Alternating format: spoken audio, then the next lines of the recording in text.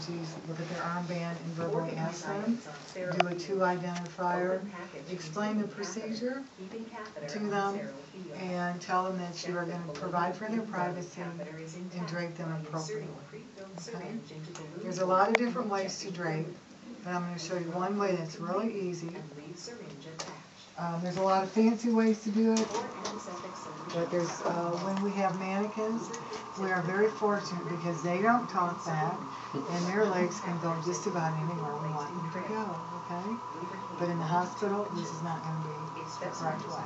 I've washed my hands, I've explained to the patient, I've gathered my equipment.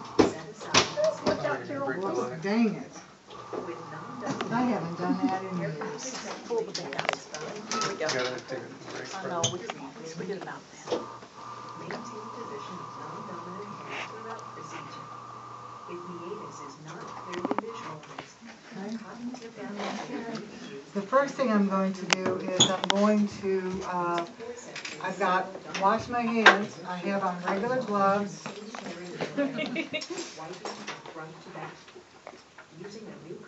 Put your foot on that part. There you go. These are all those trays that no hospital would have. So then I would do a washcloth, and this gives you, I've got on gloves. Could you hand me some movements, please? So you're going to put on some gloves, you wash your hands. You've got a basin with some soap and water. You're going to do some perineal care, okay? And remember that we always wipe from front to back, correct? And this will give you a chance to assess. So, I'm going to assess my patient. Also, occasionally the catheter tip may be above the level of urine in the bladder. Withdrawing it part way may allow urine to flow. And the peri-care, you use one side of the washcloth, right, to go down one side, and then the other corner to go down the other side, and then you're going to go the middle, right down the middle, right? And what are you going to look for? On a female, what are you going to look for with that middle swipe? Hopefully you'll see it, maybe not. A wink, you may or may not see it, okay? So then you're going to dry that patient. And just dry. Okay. Now you prepare to drape.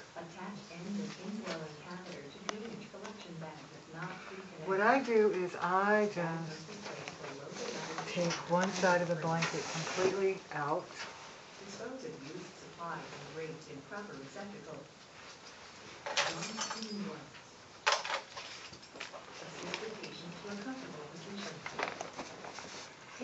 And on the mannequins, you can put their legs pretty separate, so I like to just separate them like this. Be sure there are no kinks or obstructions in tubing. Wash and dry the perineal area as needed. So I have changed my gloves. I'm not touching this patient with a lot of debris on my hands. Okay, so put this over like this. And then one leg is covered and one side is done. Now here's the thing. Because you can take your time, really tuck this in. Where contamination occurs in someone who's learning is because they're touching the draping. So you see how I've got this all out of my way? Okay? So then I just drop this for privacy. And they're covered up top, and they're covered down the side, and we're good to go. Okay? So I've washed my hands, I've looked at this kit. These are 14 French because they will go into the mannequins very easily. Normally an adult would be 16 to 18. Okay? So my stuff is at the bedside. My patient is not allergic to anything. It's the right patient. Got this smartly. I like to use this bag to hold my garbage, especially if I'm using betadine swabs, because they'll get all over everything. So I just leave it there, or you can just put it here. Tuck it into the side of the bed like that. This is sterile. So now I'm ready. It's sitting in between the patient's legs. I'm going to expose the patient. Provide I'm going to tell privacy. them. Explain procedure to patient and Okay. raise bed to appropriate The height. first one is always away, Drape with bath away blanket from you, covering arms and chest. away. Position patient. And Assist to dorsal recumbent position. Supine with knees bent. Ask patient to Side, relax back side, so don't hip want this joints to fall are back. externally rotated. Facing patient. Stand on left side of bed if right-handed, on right side if left-handed. okay, so what is sterile? Catheterization kit. Maintain sterile The feeding. one It's is, that inch. Outer plastic Right, bag may okay. be placed in So the take your for gloves, disposal of come dangerous over here. supplies. If underpad is first item in kit. Do I turn my back on my only field? two corners, No. Place the plastic side down. Slide pad underneath buttocks, between the thighs. Apply sterile gloves. To apply sterile drape, pick up fenestrated drape and unfold without contaminating. Place over perineum, exposing labia. Organize items on sterile field. Open package containing Okay. catheter, keeping catheter on sterile field. First thing you pick up is the drape. So the shiny side always goes down. Open the drape up. Just take it between your thumbs, your fingers like this.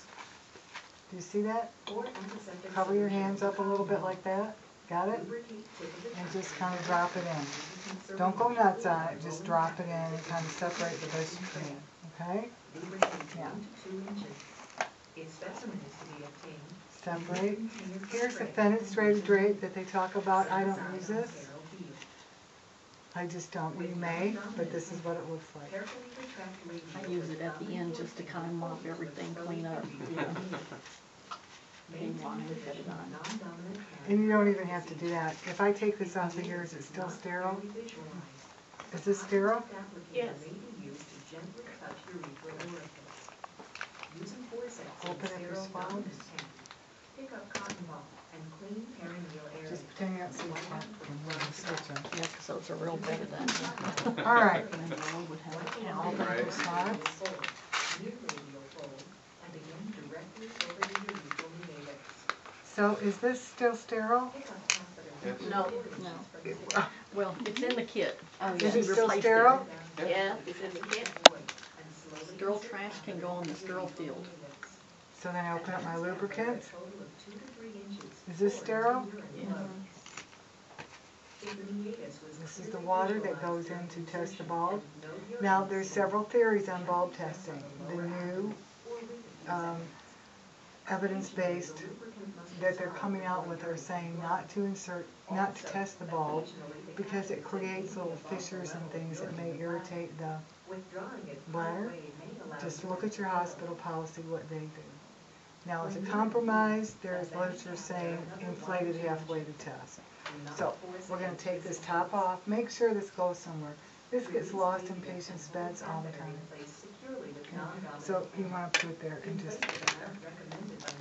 Now, here's another part that's a little bit kind of scary because I've got to take this long thing off of here without flip-flopping it all around.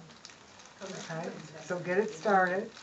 And just kind of take this and kind of fold it up into your hands.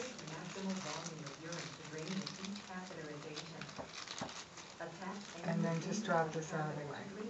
Okay? So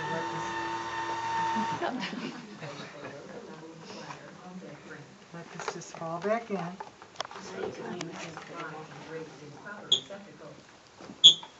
And here's your syringe. This one's not a lure. And push it in, and then you test your bulb. And they're saying probably about 1 cc or so, just to make sure that it inflates and there's no leaks.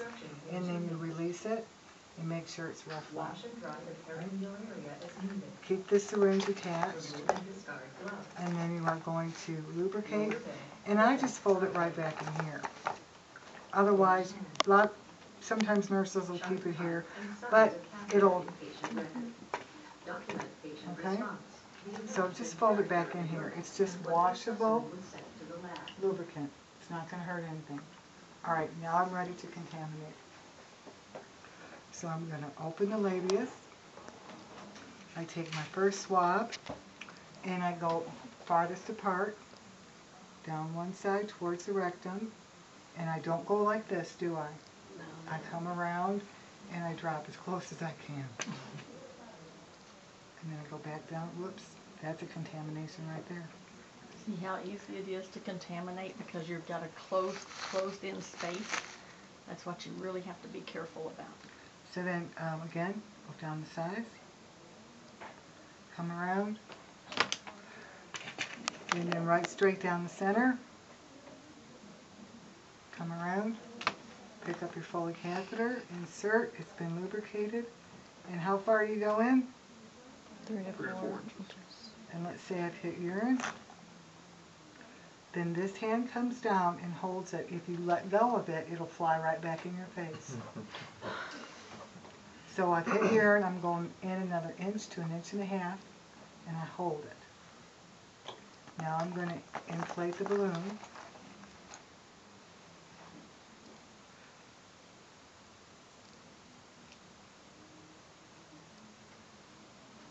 Give a little tug, and then disconnect.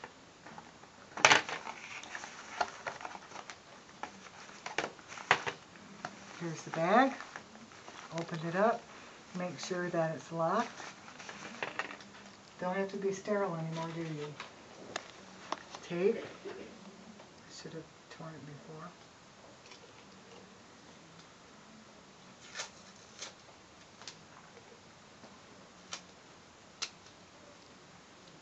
One piece of tape.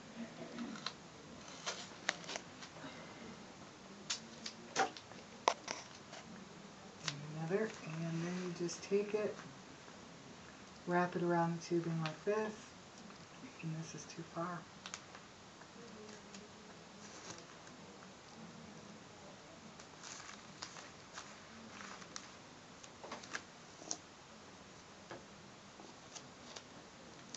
And you want to make sure that it is good and sound, and then this goes where? The frame of the bed. Does it go over the bed rail? No. It can go over the leg slightly or under, but you want to put it on the bed frame.